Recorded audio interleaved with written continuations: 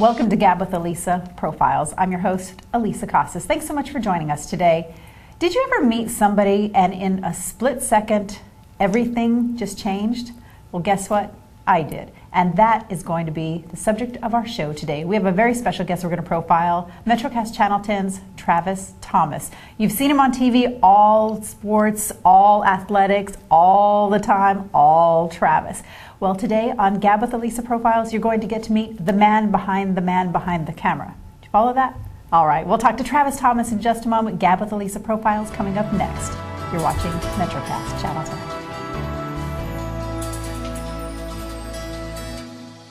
You're watching Gab with ALisa Profiles on Metrocast Channel 10. Thanks so much for joining me. And today my guest is Travis Thomas. You'll recognize this bright, shining face from the Southern Maryland Sports Journal here on Channel 10. Travis, thanks for coming in and agreeing to talk a little bit about who you are. Well, thank you. It feels a little weird but cool at the same time to be a guest on a show for once. Well, you know, it's funny is people watch television and they get to see people as personalities and they see kind of a one-faceted viewpoint of people. And on this show, what I've discovered is I really like talking to people and getting to know them and then sharing that with our audience. And in the introduction to the program, I said, have you ever met someone and in a split second your whole world was changed? And I have to tell a little story about you, about Channel 10, and about us meeting. In 2012, you came into Metrocast to talk about advertising. You know, I'd like to advertise on Channel 10. I have this business, what have you. And I remember we sat down and we had a good conversation. We connected. You have such a wonderful sense of humor and you're very friendly and outgoing. Go on. Charming, humble, sweet, the whole 9 yards. But we just had such a nice conversation and got to talking about our backgrounds outside of the advertising realm. And I come to find out that you are in communications and broadcasting and sports and all of those things. And it was just such an eye-opener. I firmly believe that there are not coincidences, there are appointed opportunities. And when we met, we were looking for another member of the Metrocast Channel 10 team.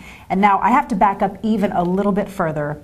A few years ago on Channel 10, we started covering local high school football, which we have loved getting to be a part of our high school teams in the community, seeing what's going on in St. Mary's County sports and in SMAC as well. And I remember that when we approached the athletic directors at the various schools in St. Mary's County, they said, yes, you're welcome to come and cover the footballs and replay them on, the football games rather, and replay them on Metrocast Channel 10, but we would also like to ask that you cover more than just football, open the doors in St. Mary's County on television to all of the sports, both boys and girls. And at that time, a few years ago, I made a promise to all of the athletic directors, yes, we will do that. I didn't quite know how we were going to do that. We didn't have a sports person. Right. My personal athletic philosophy is duck and squeal. If a ball comes in your literally just duck and squeal. Right. Toss me a ball, I'm going to do two things at the same time. I'm going to duck and I'm going to squeal. But we promised that we would do that. And then in 2012, you came in, you love sports, you're a broadcaster, you're a pro, you're a St. Mary's County Great Mills High School. Whoop, whoop, yep, that's right. Class of 2G. And all of a sudden the whole world changed, not only for the better of us here at Channel 10, but the betterment of St. Mary's County, because you come in and you start covering sports. You've covered football and basketball and lacrosse and sailing. Yeah, sailing. I have covered sailing, haven't I? We love sailing here at Metrocast Channel 10. That's not a shot at sailing, but I still really don't know much about sailing, but you're right, I've covered it. And you don't love the water personally? No, you know, here's the thing. People say I'm afraid of water. I just want to clear this up on TV. I'm not afraid of anything. I'm just highly cautious around water because all it takes is 3 inches to drown. Bill Nye the Science Guy taught me that. So I'm highly cautious around water, not afraid. This is what I met a couple of years ago. So let's back up. Now that we've kind of set the stage and the platform for who you are and how you're here, let's back up a little bit. You did graduate from Great Mills High School. Yes. You grew up here. Let's talk about that. I'm the only child, if you can't tell. So my parents, I'm sure, had their hands full with me. But not only am I the only child, but we grew up in the sticks.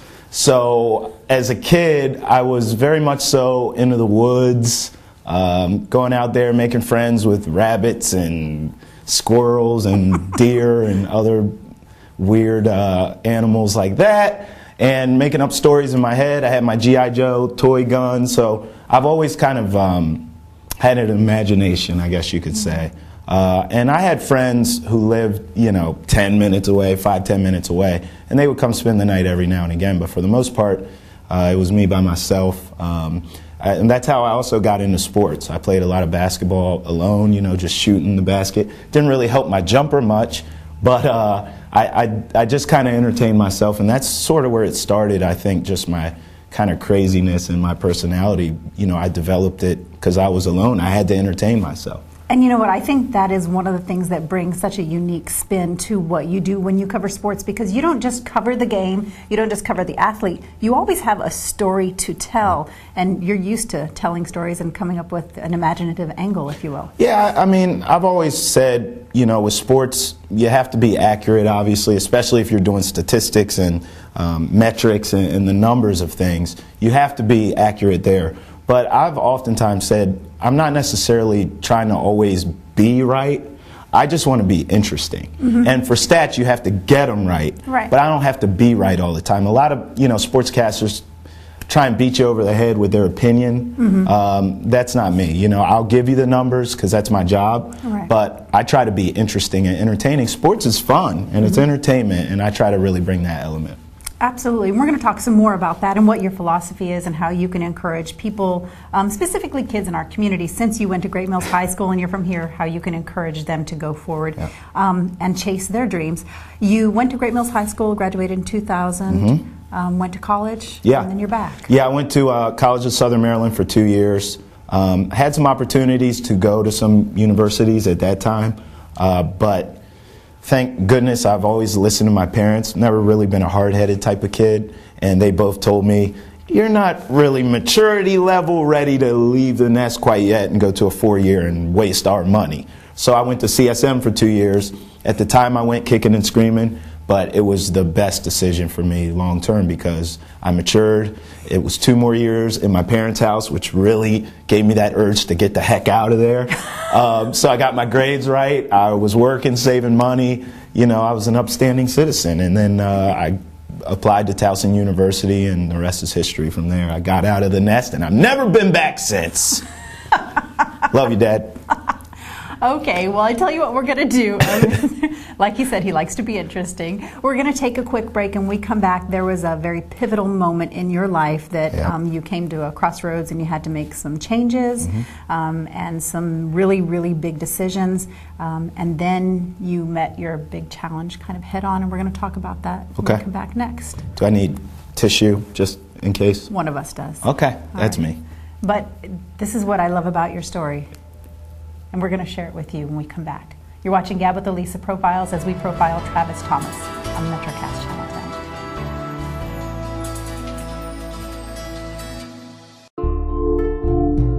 10. It's a growing problem in our community, and you probably know somebody who's been affected.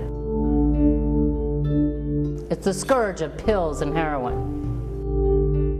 Between 2012 and 2013, heroin investigations by the Sheriff's Department has increased by 58%. And pills, such as Percocet, oxycodone, Oxycontin, Vicodin, and hydrocodone are often abused, winding up in the hands of our youth.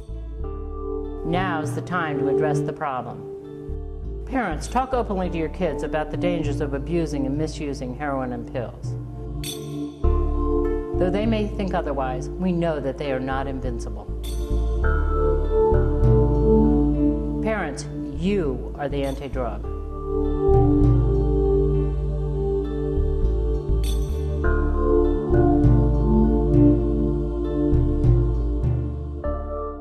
You're watching Gab with ALisa Profiles on Metrocast Channel 10. We're profiling Travis Thomas from the Southern Maryland Sports Journal. Profile.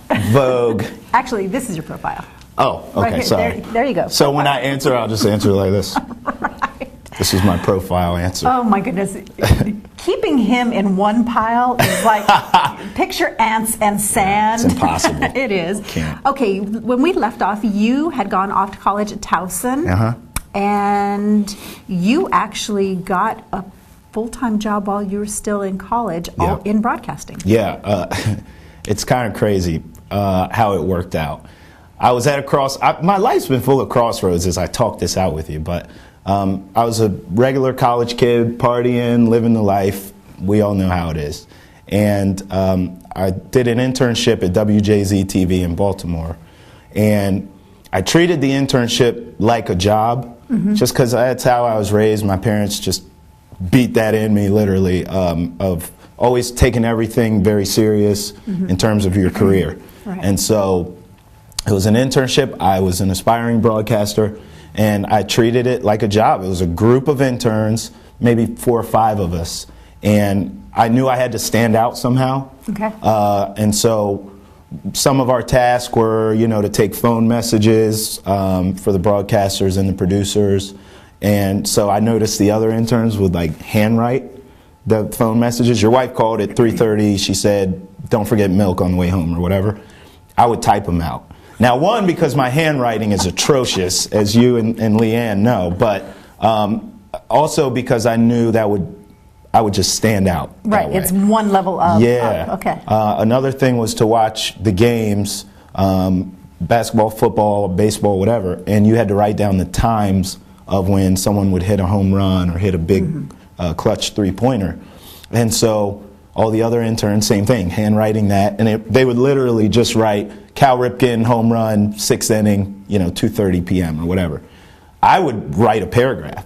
Cal Ripken in the 6th inning, game tied, 2 men on, hits a home run, Orioles go up 7-3, that's Cal's 13th on the season. I was really writing highlights and didn't realize I was doing that. I was just trying to stand out.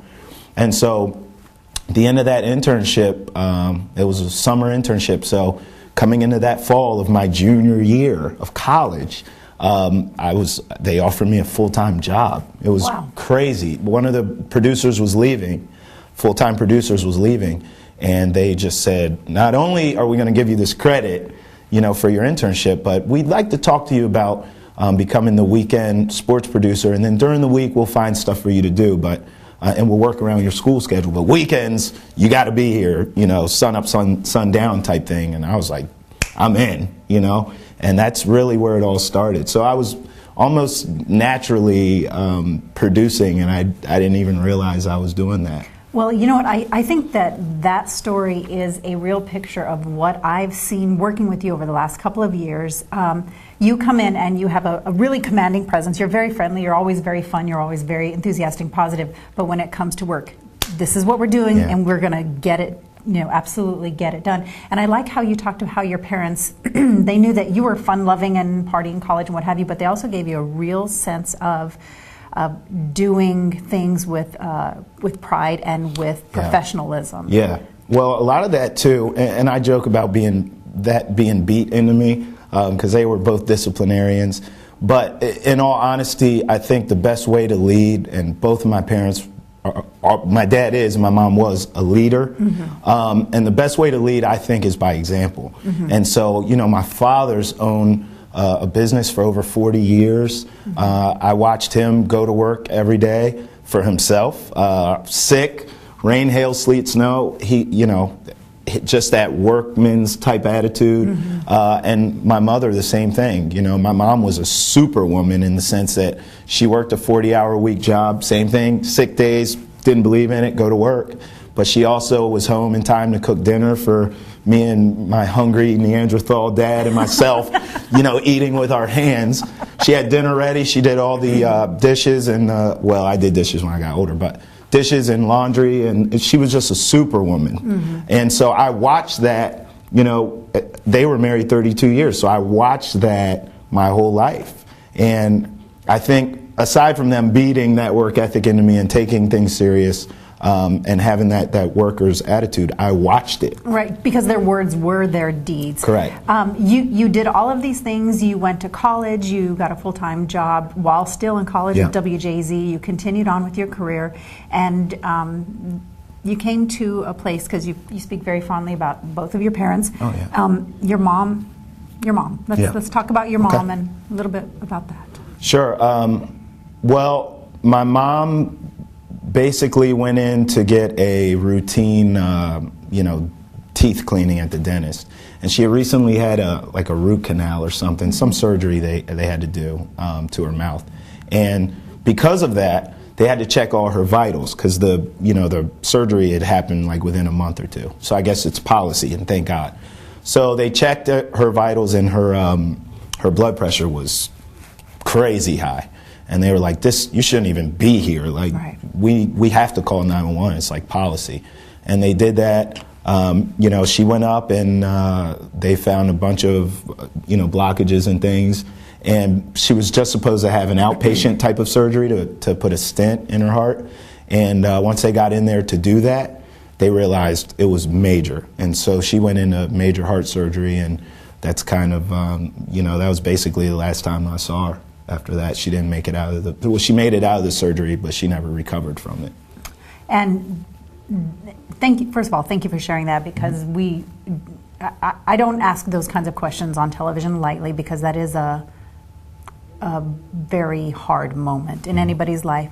Thank you for agreeing beforehand to share your moment, because what I wanted to talk to you and interview you on this program is to encourage people that may be watching that you can grow and you can go forward and you can face really hard things in life, and you can decide to go one of two paths. You can curl up and let that be what it is, or you can go forward. And it wasn't easy for you, because it's been a few years since your mom passed. It wasn't easy, but you made some decisions, which is how you ended up here in St. Mary's County. You came back to be with your dad and take care of him and help him with his business, and here you are.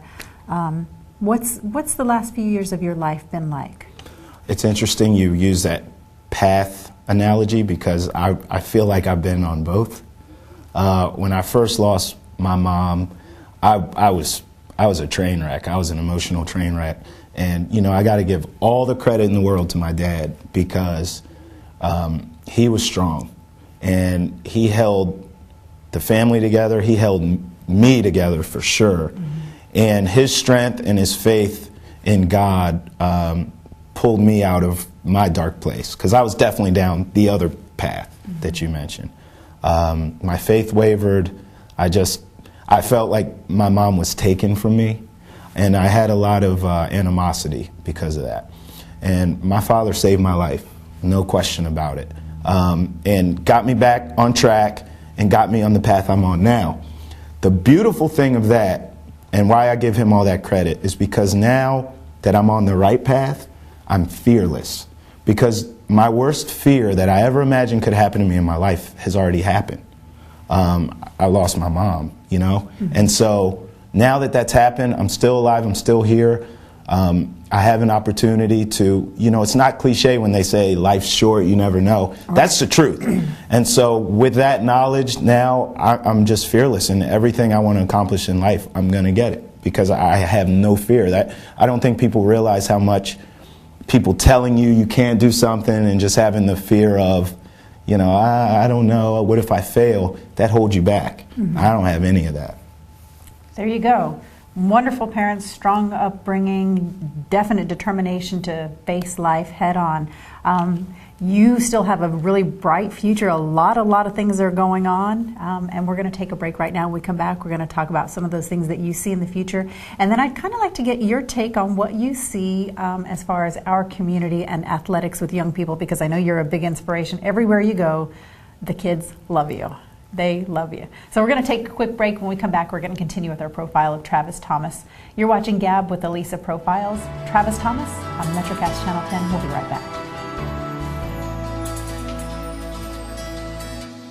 You're watching Gab with ALisa Profiles on Metrocast Channel 10 as we profile Travis Thomas from the Southern Maryland Sports Journal on Channel 10. Travis, you've been covering sports in St. Mary's County for a good while now. Yep. What do you think athletics look like in the near future here in our community? Oh, it's the same they've always looked. I mean, I played in the area locally. We've always had great athletes, great coaches, and never the exposure. I honestly think there's a lot of power in media. And I remember when I was younger, getting your name in the Enterprise was everything. Mm-hmm. And it's still fantastic. But nowadays with social media and TV and radio, we need more mediums to get these athletes their shine. And so I love being able to do TV because it gives them an opportunity. If I could have highlights of me playing back when I played, you already couldn't tell me nothing when I was playing. If I was on TV, so I love the opportunity to do that, and I hope that's what we see more of. The athletes are going to be great. They always have been.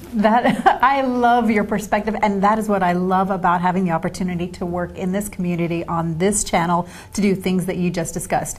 We're going to veer off the path for just a half a second because I just remembered something. Bring it. What I like doing on my show is introducing people to the community, and if they already know the person, sharing something with my viewers that they don't know already. What's your middle name? Andre. Okay. Yeah. And you have an awesome story about... Oh, gosh.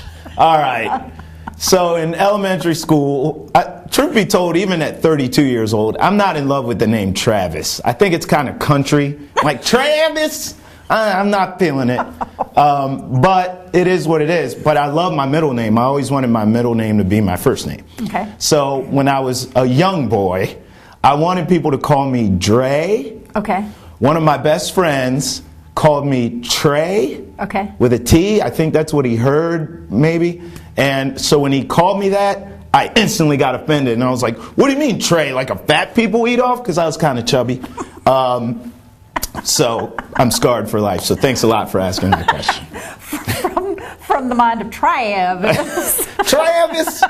Southern Maryland Sports Journal with Travis Thomas.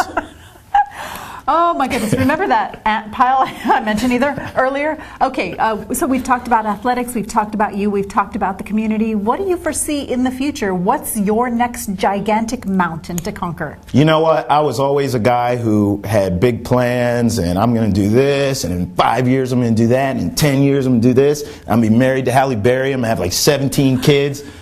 You know what? I've learned as I get older, life, it takes you whatever way it wants it to go. So literally my plan right now is keep God first in my life, live by the golden rule. I'm the nicest guy you'll ever meet. People come up to me all the time, and that's the first thing they say, like, you're really nice. Yeah, I am. It's genuine. That's my plan. Literally, God's going to take me wherever I'm supposed to go. I'm just going to work hard and be nice, keep him first. The rest will take care of itself. I have no plan, essentially. I'm just going to be a good guy and hope that the best things happen to me. I love that. I hope you've gotten to see a very full picture, because Travis says that on one hand, I have no plan, I'm going to let life take me where it will, but on the other hand, I'm not afraid of anything. On the other hand, I've done this. On the other hand, my parents have taught me that. And that is really kind of the perspective that I want to give people with this program, is to showcase multifacets of a person, because like I said, a lot of times people see one thing. They see you smiling on your sports show, right, but the reality is you are the sum of your experiences and your choices. Definitely. And so you're going to continue to go forward. If we have a young person watching today, let's say middle school, high school, first couple of years of college, and they're watching this show, if you could give them a nugget of advice that you've gotten from wisdom and experience, what would you tell them? No limits, no boundaries. You know, same thing I said on Bob Shaller's show, you know, earlier this season. I just said, you got to get away from people telling you can't, and the... Okay, let me just interrupt you. When people tell you that, you probably can't do this, what is different inside of your brain that says, watch me? You know, I don't know if it's different. It's just a matter of, I don't think I think in terms of what other people expect of me. Okay. I think in terms of what I expect. No one's harder on me than me. Okay. Nobody. And so that's what I would tell young people is, you be your own worst critic, right? Mm-hmm. The harder you are on yourself, the more you expect out from you. It doesn't matter what other people say. You can put limits on everything. You can quantify everything except effort. No one can tell you how much effort you're truly giving. No one, except you. That's between yourself. Mm-hmm. And so that's my advice, is know your truth and go and get whatever you want. Go and get it. Don't let somebody tell you you can, or are you sure you want to do that? Just go do it. You know you can do it. Don't talk about it, be about it. Nothing else to say. Well, Travis, thank you sincerely. Thank you for sharing the good, the hard, the decisions, your choices, and what have you, and just being so open. It's my hope that this will encourage other people that are watching that go be different in your own way, because all of us are different in our own way. So go be the different that is you, because you are enough. Have you hugged it out yet on Gab? Can we hug it out? Can we be the first hug it out? Oh, I love that. Oh, absolutely. You're a great guy. He does great things for our community. Thanks for watching Gab with ALisa Profiles, as we've spoken to Travis Thomas from the Southern Maryland Sports Journal. Make sure you tune in to watch on Metrocast Channel 10. We'll see you next time.